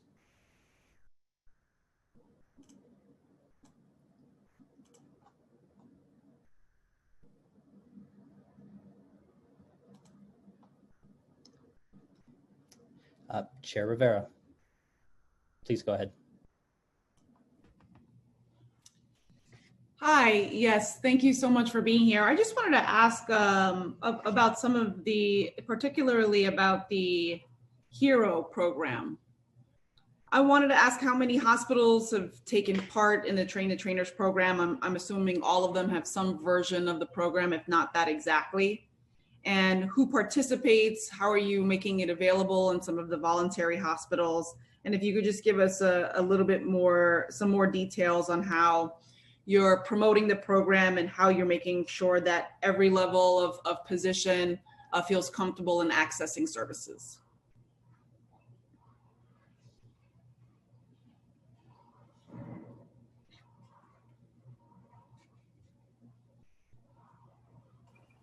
Can you hear me now? I was having a little trouble getting unmuted. Thank you for the question, Chair Rivera. So we have made the Hero New York program available to our entire membership.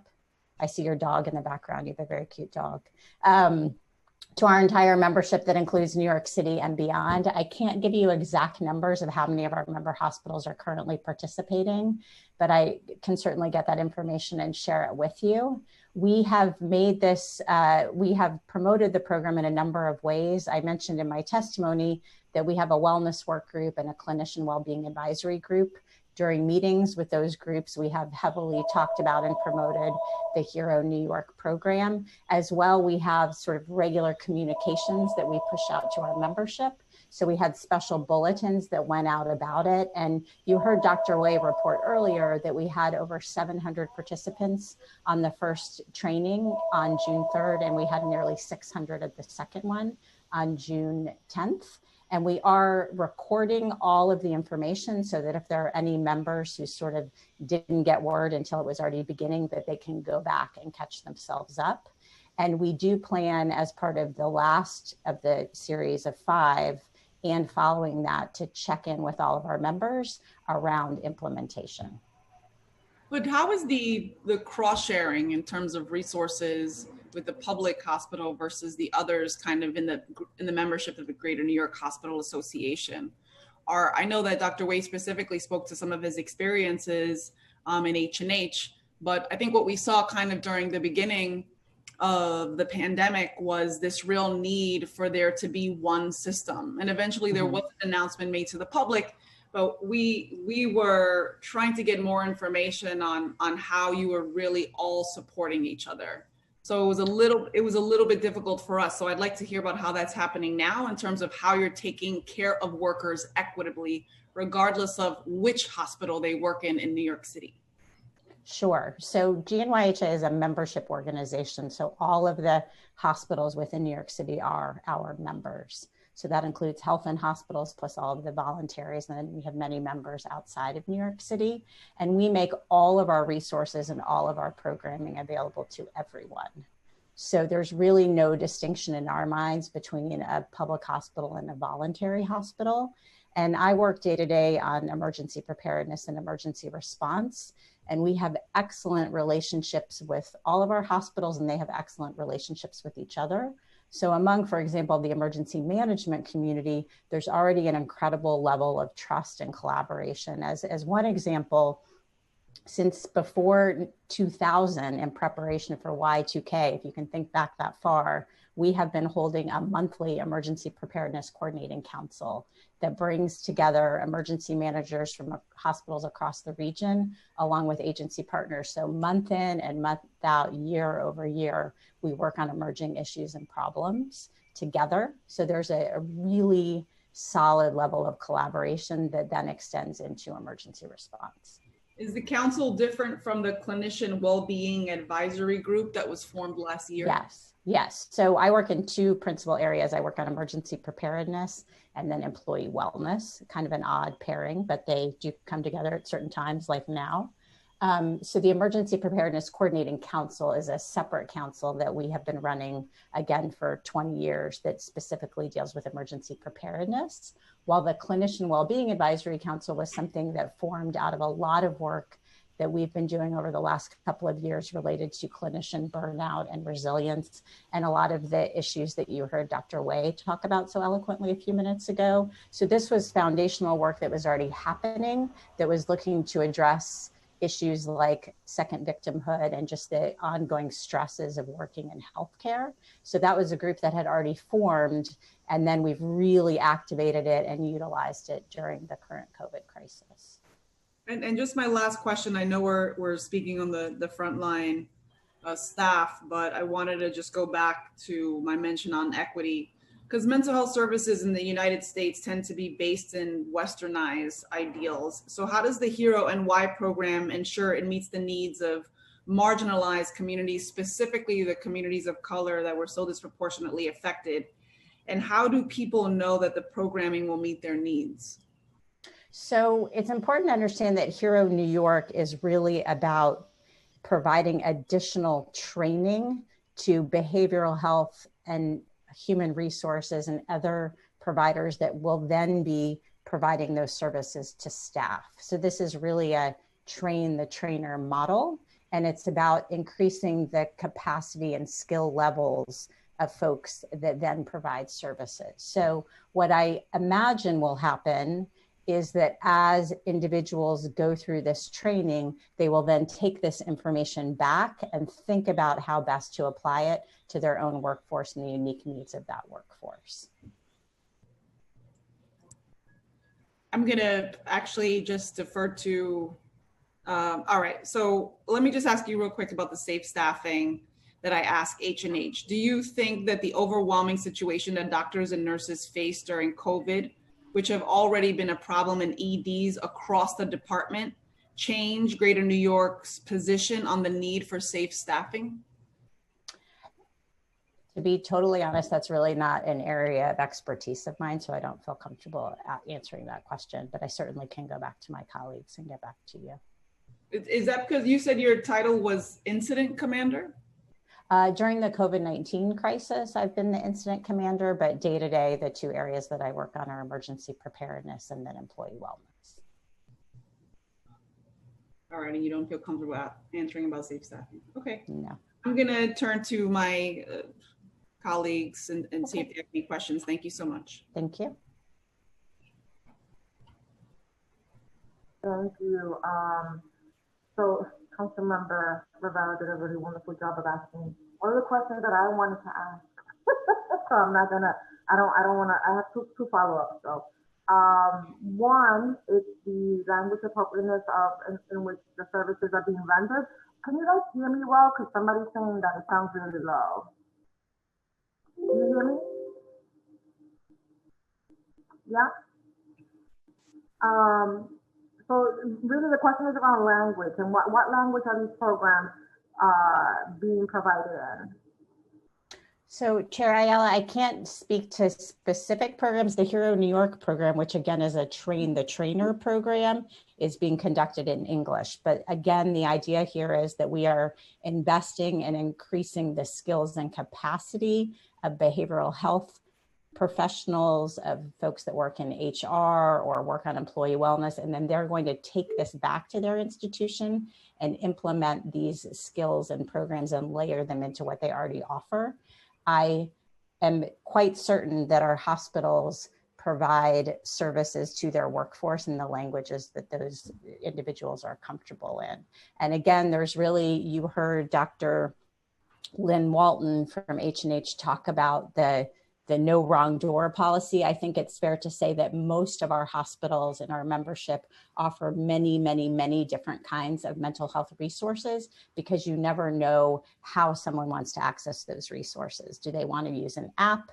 Do they want to talk to a counselor on site? Do they want to go through their health insurance? Do they want to call a helpline? So it's really about providing them with the information so that they can access services in the way that they're most comfortable with, in the language that they prefer. Absolutely. Does Greater New York refer to Well NYC? Do you use that as a resource as well?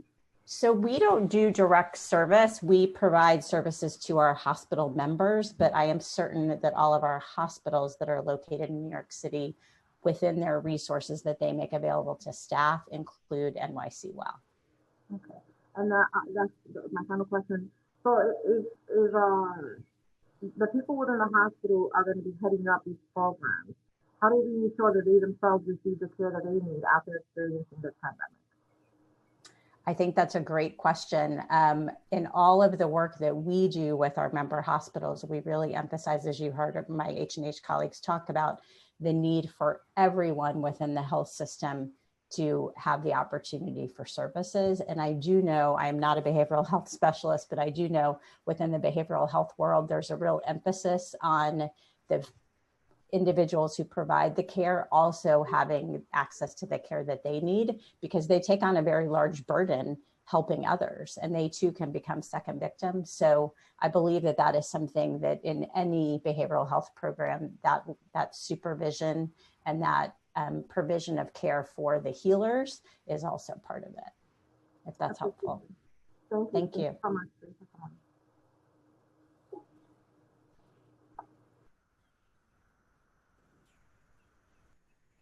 Thank you. Again, a reminder, if you have any questions, please raise your hand in Zoom. Okay. I'd like to thank the first panelist with that and move on to the next panel.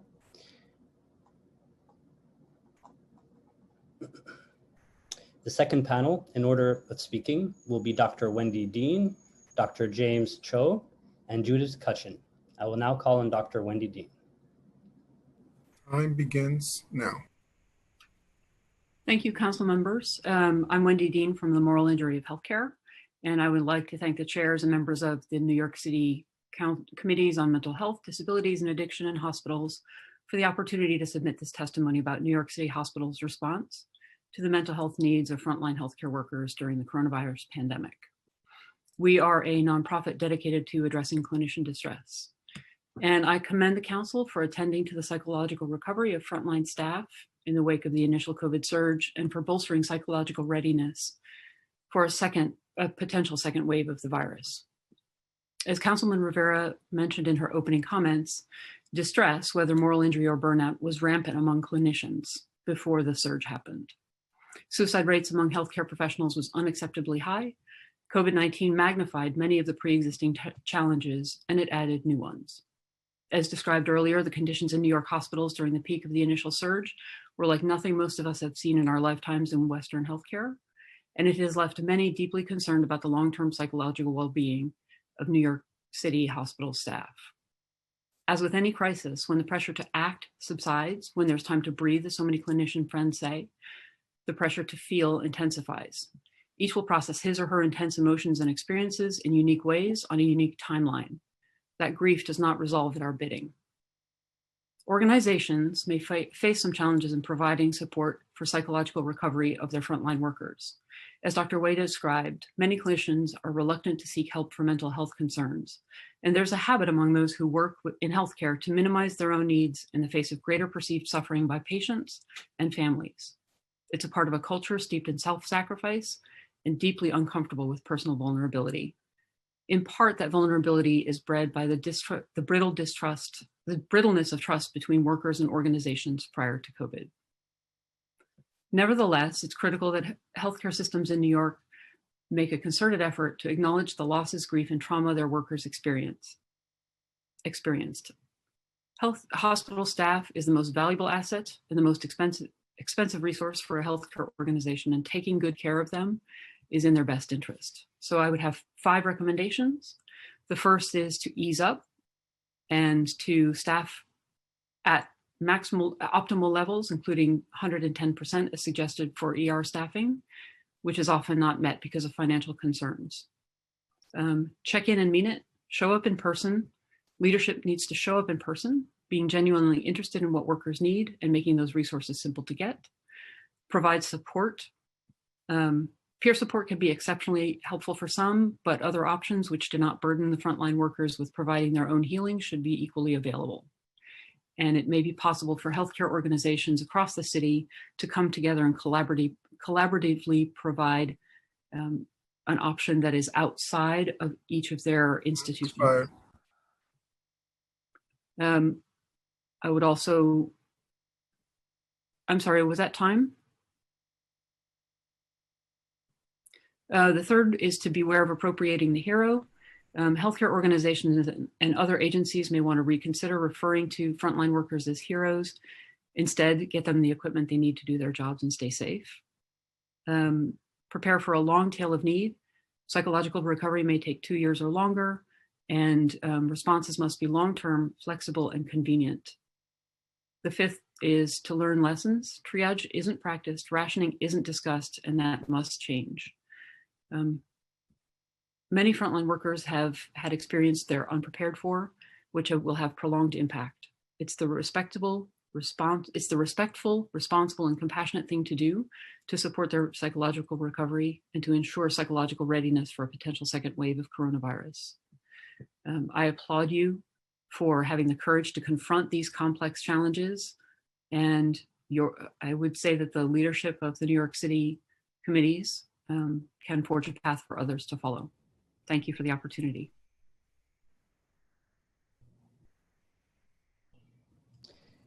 Thank you. Dr. James Cho. Time begins.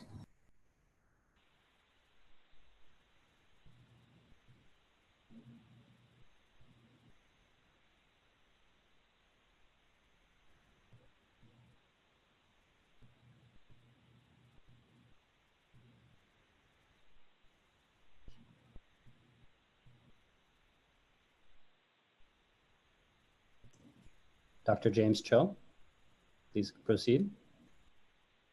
We just can't hear you, Dr. Cho. I'm sorry. You're not on mute, but we can't hear you.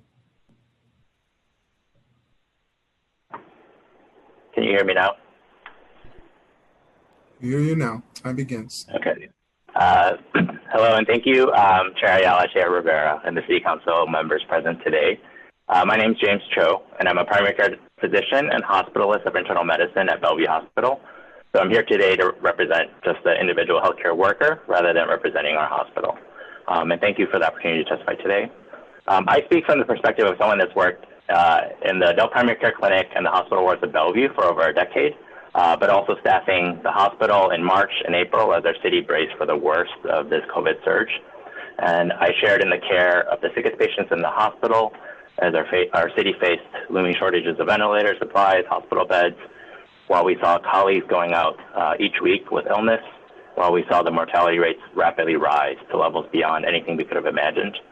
And I also speak with the perspective of a primary care physician who is now engaged in the evolving pivot to telehealth and telemedicine as we try to re-engage our community in primary care, a community which at Bellevue includes the most vulnerable populations of our city, many of whom are constituents of your districts, as well as the city residents that have been most affected by this pandemic. And I won't share with you today some of the worst patient stories that will probably stay with me for the remainder of my career, but instead I wanted to share some of the feelings I had during the past few months as I worked in the hospital. I remember vividly the feeling of helplessness as I saw my elderly patients slip into depression and delirium while struggling to breathe in the hospital bed away from loved ones.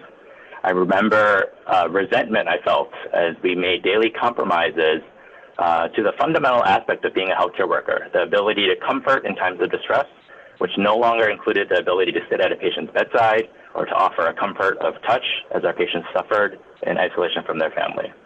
Instead, too often we spoke by phone over the sounds of hissing oxygen and faced each other through glass windows or a rapidly fogging face shield and mask.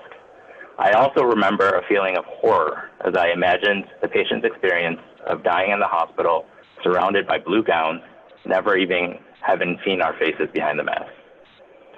Now as I return to primary care, I at times also feel ineffective as I speak with some of my patients who have been enrolled in a contact tracing program that doesn't offer information or transparency to the providers of the city. At times I feel helpless as I struggle through basic patient care tasks without an established workspace, without appropriate conferencing tools, or even access to a fax machine, which is an outdated tool, but that stubbornly clings to the relevancy in the world of healthcare. I share with you some of these feelings to illustrate what I believe is among the biggest challenges for frontline workers. It's facing the loss of our professional identity as providing comfort to our patients. We have support systems as described by Dr. Wei and the Health and Hospitals team for promoting.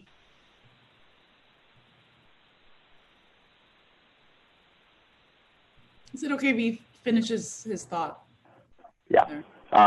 We have these support systems to help through the coping, but I think we need to reframe some of the experiences that healthcare workers are having about the loss of our professional roles. We need support systems for regular and real-time communication with our leadership to express our experiences and navigate the operational challenges. And we really need to reinforce just the support of our workspaces, the basic essentials of space, access to water, snacks, food, just like very basic and essential needs that we have on a daily basis as we continue in our roles as healthcare providers. Thank you for the opportunity to participate in the hearing and offer my testimony for consideration. Thank you. We will now hear from Judith Cutchin. Good afternoon. My name is Judith Cutchin. I'm from the New York State Nurses Association. I am the president of the New York City Health and Hospital Executive Council and mayoral agency representing over 9,000 public sector nurses. I sit on the NISA board of directors. I am also a registered nurse in health and hospitals for 30 years. I currently work at Woodhull. I'm also an H3 peer supporter at Woodhull Hospital. I would like to thank Hospital Committee Chair Carlina Rivera, Chair Ayala, and committee members for their work on this critical issue, New York City Hospital's response to mental health needs of frontline healthcare workers during the COVID-19 pandemic. And during the COVID pandemic, the shortages took a toll on mental health of our frontline workers.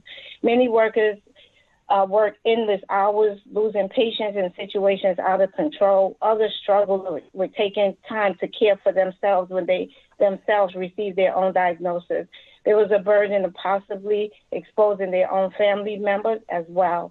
The instant lifestyle change, isolation from family and friends, financial hardship also took an emotional toll on our frontline workers. I would like to thank Health and Hospitals for implementing the H3 Helping Healers Heal program that's offering the frontline workers direct care to be able to have the opportunity to talk, which was therapeutic for each and every person. The wellness rounds are amazing at each facility, also identifying symptoms of anxiety and depression. Expanding these types of programs to all frontline workers is critical at this time. The New York State Nurses Association is the organization of registered frontline workers. Our nurse members also have access to 24-hour behavioral health helpline through our union assistant program. We also offer member-to-member support. During the COVID-19, NYSA created our own virtual wellness round. This also helps us to identify anxiety and depression. These were done in weekly town hall meetings where the members discuss issues and share. We also have follow-up meetings in case we need to revisit issues. We also recommend the opportunity for our members to have spiritual healing. So this will also help with the spiritual well-being. Each of our sessions are over 100 members, which is great. We expanded our newsletters, our Facebook, or our Twitter account just to allow the members to expand on the COVID-19 stories. And we would like to see that for all New York City hospitals to have such programs to address mental health needs of all healthcare workers and their families during this trying time that we are in this pandemic. I would again like to thank you again for your time and your commitment on this very important issue, and I'm happy to partner with any organization in this matter. Thank you.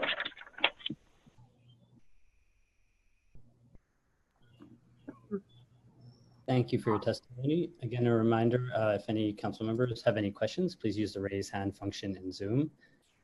Yeah. Chair Rivera or Chair Ayala? Yeah, I have a question. Actually, I have two questions. One for Judith regarding the level of delivery of service. I'm just wondering, what your perspective was on, how prepared do you think that you were, in the midst of the pandemic? I mean, it sounds like members are already afforded a multitude of opportunities to connect to mental health services, but did you find that was adequate? Did you find that there were, holes within that system that didn't work for you well?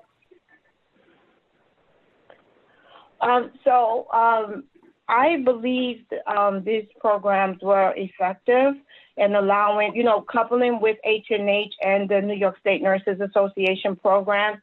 I believe it was effective. I did get feedback from members that it was very helpful, that they were able to vent, they were able to get a lot of things off their mind that they generally wouldn't talk regularly. A lot of our healthcare workers, as healthcare workers, we tend to hold things in and not communicate issues, but mental health has to be recognized, and I think these programs would serve the purpose.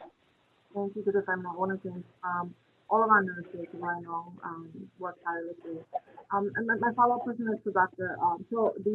Regarding, I wanted to just get your perspective on the Helping the Healers Heal program, and wondering if that was a tool that you found to be useful. To be honest, I have not engaged or participated in that program. I I'm familiar with the program since it had launched because they were eliciting participants to complete the training to be facilitators, but I never had the clinical time to join the sessions, and I think we as providers largely have utilized our own group and resources within our group, and I don't have experience with the Helping Healers Heal program. So did you not, did you find it difficult to participate because of the overwhelming demand in the midst of the pandemic, or, were hours just not, did they not tailor it in a way that made it easier for frontline workers to access those services during their off time? I think as in terms of a physician, I think my perspective is more that it's somewhat of a one-size-fits-all approach, and it wasn't apparent to me specifically what service I was seeking through Helping Healers Heal or what activity. And we actually, my group had a big focus on wellness to begin with, so that was largely what we relied on through the crisis. That's helpful. Thank you so much. Number 6, Ravel? Okay. I'm gonna, thanks everyone.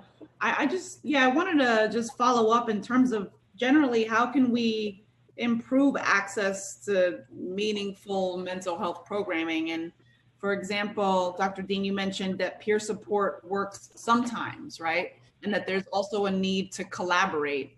I was trying to ask Greater New York Hospital Association, to shed some light on how they're collaborating.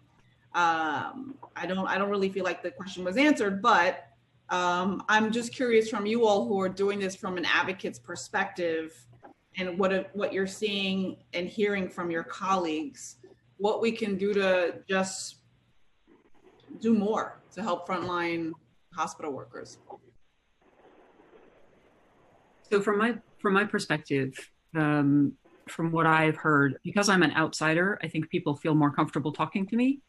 And what I've heard is that a lot of people feel uncomfortable, distrustful, like their jobs might be at risk, or like their confidential information could get out.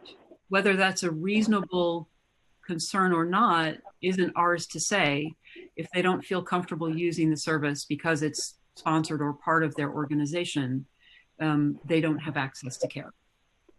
And so finding a way for people to get care outside of their own system may be very helpful. I guess my question is whether frontline workers have sufficient provider choice with respect to mental health services in their health plan networks. So I'm not really sure, kind of what the diversity is in terms of offering, but I'm very, very interested in working with you all and figuring out how we can boost what is available and potentially incorporate some outside resources if in case someone does feel uncomfortable addressing some of their issues internally in terms of peer-to-peer. So I just wanted to thank you all, and I hope that as we reopen, which is going to be the subject of my next hearing, that perhaps we can all kind of come together in a sort of roundtable and take some of your recommendations to heart. Great. Thank you. Can I make one comment to that last statement? To some extent, seeking individual providers or individual health or mental health providers does fill a certain role for certain individuals. But a lot of us, if you initiate contact with a behavioral health provider, just even the lack of that shared experience through what we've been through and trying to explain that experience is a hurdle. And I'm not sure, I know that peer support groups and kind of just space to discuss with some of our colleagues is one aspect of healing. I don't know, I'm sure some people do need some individual behavioral health therapy, but it's not a simple thing of like each person just needs to be matched with a behavioral health provider because of some of the the nuances to the trauma that we've experienced. And I will also say that as providers, we are always seeing needs in our patients and responding to that. And so when some of our operational needs are not met in our day-to-day professional roles, sometimes we just lack that time to reflect on our personal needs still, even though some of the worst of COVID is behind us. Thank you. Thank you so much for being here, taking the time, and for all your work at Bellevue. Thank you. Thank you. For the next and final panel, I will now call on Carla Lopez. Ms. Lopez? Time begins now.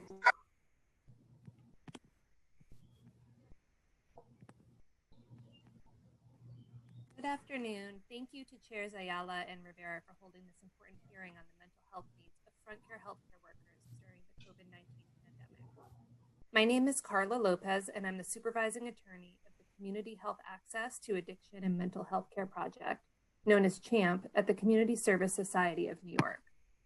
New York City's healthcare workers have spent the last 3 months laboring at the epicenter of the COVID-19 global pandemic, a traumatic and exhausting experience that inevitably will have consequences for their mental and physical health. Insurance should not be a barrier to seeking care and receiving mental health care, and yet it too often is. CHAMP can help. In 2018, the New York State Legislature established an independent statewide ombudsman program known as CHAMP. The CHAMP program is designed to help consumers and providers with health insurance coverage for substance use disorder and mental health services, and is overseen by the State Office of Addiction Supports and Services and Office of Mental Health. I'm testifying today on behalf of the Community Service Society and not on behalf of OASIS, OMH, or our other CHAMP partners.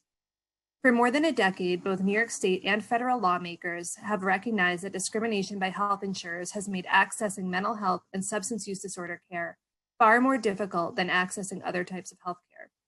Between 2006 and 2019, New York State and federal government passed a number of laws requiring most health insurers to cover mental health and substance use disorder care at parity with other types of medical care in order to address these disparities.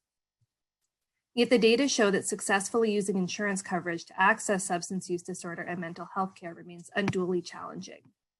CHAMP's mission is to address these disparities so that New Yorkers can get the insurance coverage for the substance use disorder and mental health care that they need and have the right to receive.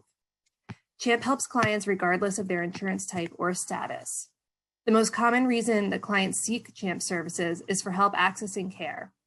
These cases include issues like finding an in-network mental health provider, seeking reimbursement for services received from an out-of-network mental health provider, getting insurance coverage for mental health medications, and appealing denials of mental health services. Since the COVID-19 pandemic hit New York, CHAMP has seen a 58% increase in the proportion of cases where clients need help accessing mental health or substance use disorder care.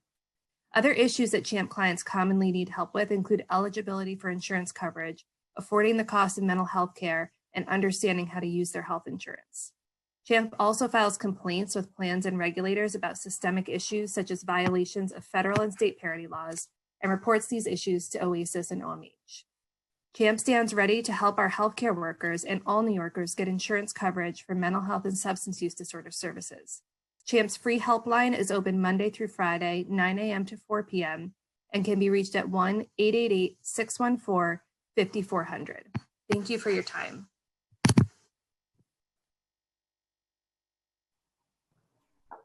Hi, Carla. Thank you so much for your testimony.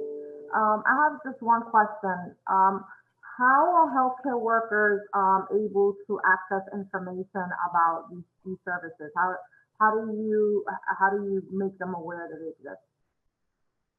We subcontract with 3 specialist organizations and 5 CBOs throughout the state. And all of those organizations are contracted to conduct outreach and education to get the word out about CHAMP. We're also going to be launching a social media campaign in the next couple of days to continue to get the word out. And we'd be happy to do any specific outreach that any of you think would be helpful as well. Did you see a surge in the number of people that were reaching out during the pandemic? Did you ask whether we saw an increase? We saw an increase in the number of people reaching out through our live answer helpline, and then a decrease in the people who were going in person for help to the community-based organizations that we subcontract with. Was it a significant increase? The numbers were not as significant as the change in what people were seeking help with, which, as I mentioned, was a 58% increase in the number of people who needed help accessing care, as opposed to other things like the cost of care, eligibility for insurance. So we really saw a change in the type of calls that we were getting. Thank you. Welcome. I also wanted to ask, how are you working with the Greater New York Hospital Association and H&H specifically? Because the service that you provide in trying to navigate health insurance is so critical, because even for someone who is well-versed, it can be very intimidating. And there's the language barriers, there's so many things. So are you working closely to help how is the collaboration? We haven't, within CHAMP, we haven't specifically collaborated with the Greater New York Health Association and Health and Hospitals Association, although the Community Service Society of New York more broadly does connect with both of those organizations. We run several health insurance ombudsman programs, most of which have the same helpline number, so that there's no wrong door, whether somebody's calling for assistance with mental health and substance use, which comes over to CHAMP, or with a general health insurance issue, which goes to a different ombudsman program. We funnel them through the same helpline number to make sure that people get the services that they need. Thank you. Thank you so much for, trying to address those disparities and helping people get the services that they need. Thanks so much. Thank you. If we have inadvertently missed anyone that would like to testify, please use the Zoom raise hand function and we will call you in the order your hand is raised now.